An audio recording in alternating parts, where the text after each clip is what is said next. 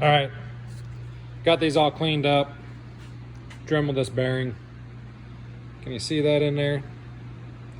It's pretty much all you gotta do is Dremel that down through there, and you'll see the color difference when you start popping through. You don't want to get too aggressive. You want to stay off of that little 5mm lip the best you can. Obviously, as you can see, you're going to touch it a little bit, but it's not going to hurt. That's where that seal goes. So if you get all the way down in there, it'll eventually crack on the end. That's what this one did. So I'm going to try to use the bearing puller again. Barely put it in there. It should pop right out this time. So got it out. 2 pulls on the hammer. It come right out of there. You can see. Just dremeled it out. Pretty easy stuff. If you look in here, you can see my mark from where I dremeled a little bit, but I can't even feel it. So I don't know why this thing was so seized in there. It looks like it just had a bad bore or something like that, or it might have just been a little undersized, and by the time it was pressed in there, it got a little tight. So what I'm going to wind up doing is I'm going to wind up cleaning this surface off here. I'm going to put it in the lathe. I'm going to turn that down because we're going to wind up shimming these shafts when we put them in there. Shafts, you can see here, it's got a little bit of a lip on it. This one I think is worse. I'm going to wind up putting them in the lathe, just barely sanding on them, just to take the highs off. I don't want to take anything off the bearing surface really, and it won't. I mean, with a really fine grit, it'll just take the high spot off. It's not going to take a significant amount off of anything to have to worry about it going too far or anything like that. If you don't have a lathe, I would use like 220 grit minimum. Even go finer if you want to. What I've done before, I'll take an 8mm, put it on here, put it on there, 5/16, whatever, and then use that to turn it. You kind of hold it on there as you're holding the shaft with sandpaper. You can do it like that since you don't have a lathe. This surface here, if you're pretty handy with a file, you can kind of cross file it and get it flat. It's your call. I don't like leaving this lip on here. What I wind up doing is when I put the shims in, like I said, we got to shim these to take, because they'll have a little bit of play in this way. What I'll wind up doing is putting the shims in here. That way you have something between this and this. You know, I guess the right way to do it would be to machine it all out and do one of them little plates like they've got in there on the other sets of spindles. Let's see if I've got some. Like these here, see, they've got those machined in there. I guess I could probably do it if they're mine. Honestly, if they're mine, I wouldn't even wind up doing that. I'd just put the shim on the bottom since that's what I'm doing. I'm not going to wind up making all this stuff and making it really expensive to work on. So that's it for now. These steering joints are pretty much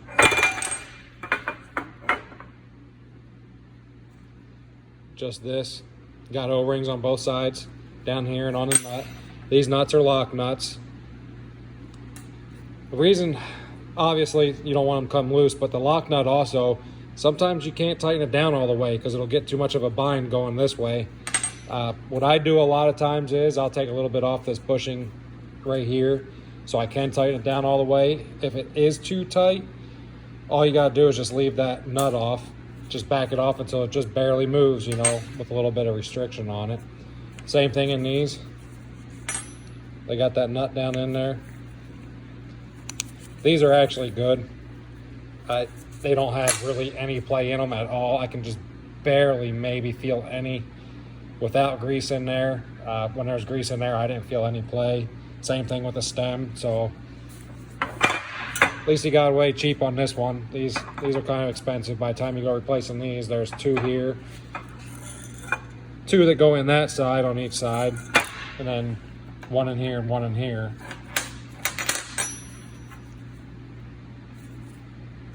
So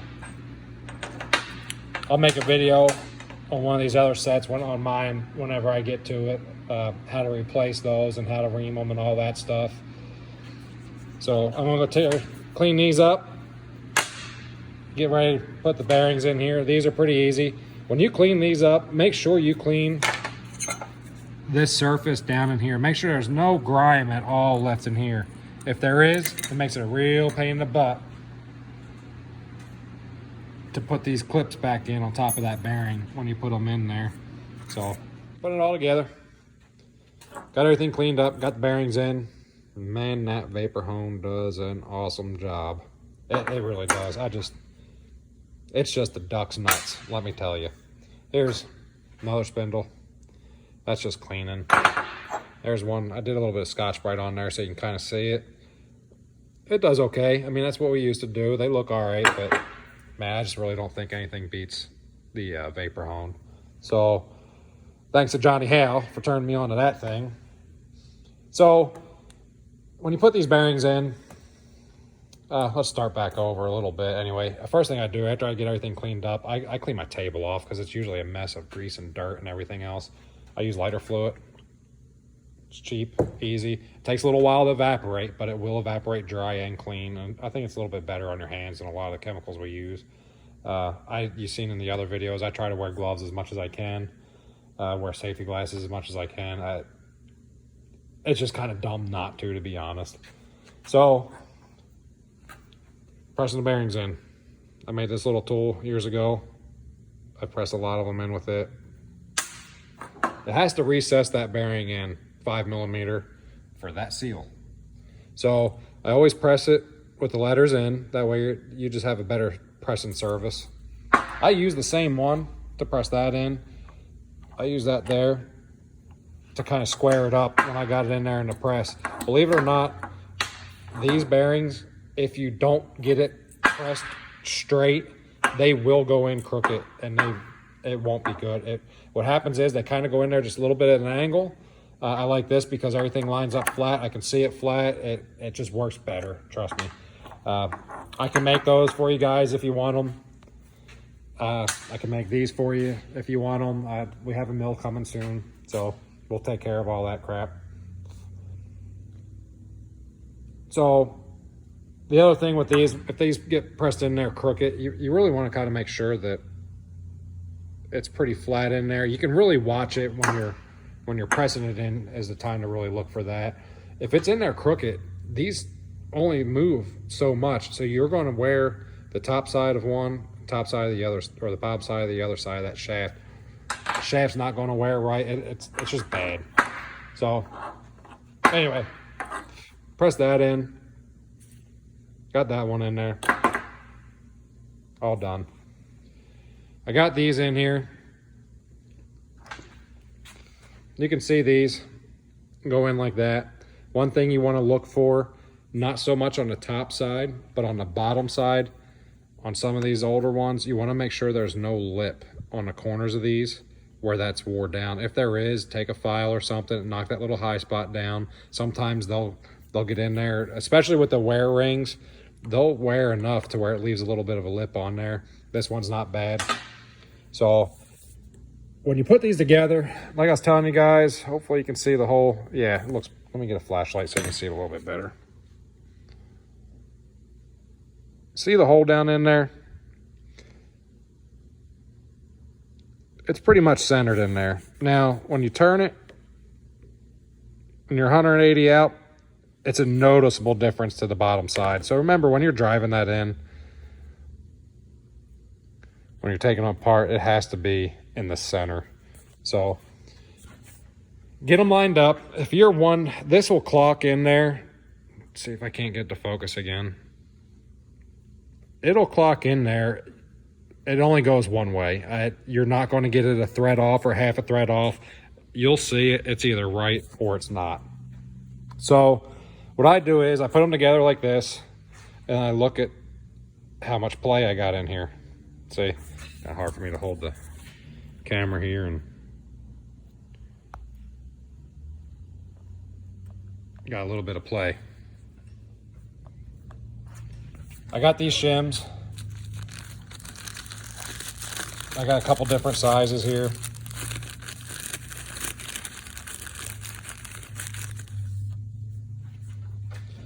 I just put them in here. I'll stack them up until I feel what's right, and I'll screw it apart, put them in there. Make sure you put the shims, if you don't have that wear ring, put your shims on the bottom. They'll act as a wear ring. It'll help keep that aluminum from getting so worn down. You don't want really much drag in there. You know, if you could just barely feel it moving, should be okay. You don't want it to be so tight that you feel resistance. If it is, take a shim out and go from there. You know, it takes a little bit of work. You have to put them together, take them apart a couple times. I like doing it with the grease in there. I'll pack the bearings in with grease, and I'll usually spin the shaft in here with my impact on here. You know, I'll just let it spin, get the grease all through there, clean everything up. Then I start shimming it. Shimming it's pretty much the last thing I do. I want to make sure the excuse me, the grease is all in there before I do it. So I think that's pretty much it. I don't think there's really anything I'm forgetting about. When I grease these, I'll pack these in here with my fingers first before I put all that stuff together. And that way I know that there's good grease in there. What happens is when you go in here with the grease, it only comes out this side because of the seal. So I get kind of concerned that when you're greasing, it's not going to push through there because it doesn't have anywhere to go, and it just kind of all travels up this way. So I try to put a little bit of grease in there, put my drill on here or my impact, you know, spin it, get the grease to come out here a little bit, clean it all up.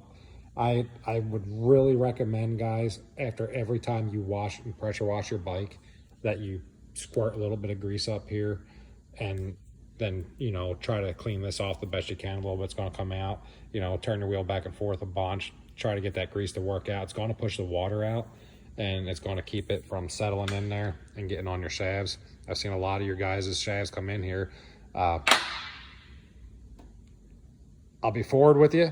Most of these shafts and spindles get trashed because guys neglect them. When you neglect them, it's going to ruin them. If you take care of them and you keep grease in them and you push the water out when you're done, these things will last a long time. The bearings don't wear out that much.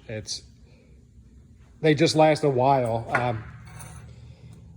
The biggest problem is once you start having problems with these shafts, they'll get a little bit of rust in there, they'll start pitting a little bit, and then they're just going to trash the bearings quicker and quicker. You know, one of the guys on the group on the 250R page, you know, I've been helping out a lot with these spindles. He was doing the cross country stuff. You know who you are. And that was the root of his problems. He was having issue after issue after issue, just constantly getting loose almost instantly. And even his steering shafts here, you know, had rust on them and stuff. If there's any rust pits in these, you might as well forget it. You might as well just get new ones from Gill and be done with it, because you're just going to constantly destroy the bearings or the bushings that are in there. You know, so maintenance is key. I know it sucks. It sucks all the grease coming out of these. Keep them clean. When you wash your bike, just take the wheels off. It makes it so much easier to get to. Get up on a stand, wash them off, clean them up, grease them. I think I pretty much bored the old poof to death over there and the turd. So that's it. I'll go over doing these guys and the steering towers on another video. That's a whole another ball game there, but they're not too bad. So hope this helps, guys. Thanks.